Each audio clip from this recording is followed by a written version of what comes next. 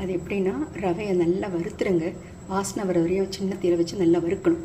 அதுக்கப்புறமா தயிரை நல்லா கடைஞ்சி திக்கா அதில் கொஞ்சோண்டு நீங்கள் சால்ட் போட்டு நல்லா கடைஞ்சி வச்சுருங்க. ரொம்ப திக்காக இருக்கக்கூடாது, கொஞ்சம் தண்ணியாக வறுக்கலாம். அது ரவையை ஊறுற மாதிரி வச்சுக்கணும். இந்த ரவையை வறுத்துட்டு அதில் வந்து அந்த தயிரில் போட்டுருங்க. உப்பெல்லாம் கரெக்டாக இருக்கா, பெருங்காயத்தூள்லாம் போட்டுடுங்க.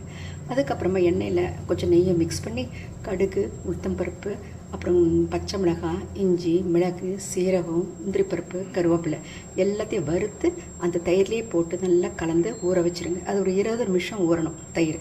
அப்புறம் இந்த ரவை ஊறணும். அதுக்கப்புறமா எடுத்து அது வந்து அப்படியே கரண்டியில் எடுத்து அப்படியே போடணும். அது ஊற்றலாம் கூடாது, அது லிக்விட் அது மாதிரி இருக்கக்கூடாது, திக்காக இருக்கணும். எடுத்து அப்படி போடணும். அது மாதிரி போட்டு ஒரு 15 to 20 மினிட்ஸ் மீடியம் தீயில் வச்சிங்கன்னா நல்லா வெந்து வாசனை வரும். வந்திருக்க சொல்ல இந்த மாதிரி இட்லி உங்களுக்கு அழகாக இப்படி வரும். இதுக்கு நீங்கள் சட்னி, அப்புறம் மிளகாத்தூள் எது வேணுமாலும் நீங்கள் தொட்டுக்கலாம். சாம்பார் கூட தொட்டுக்கலாம். தேங்க்யூ.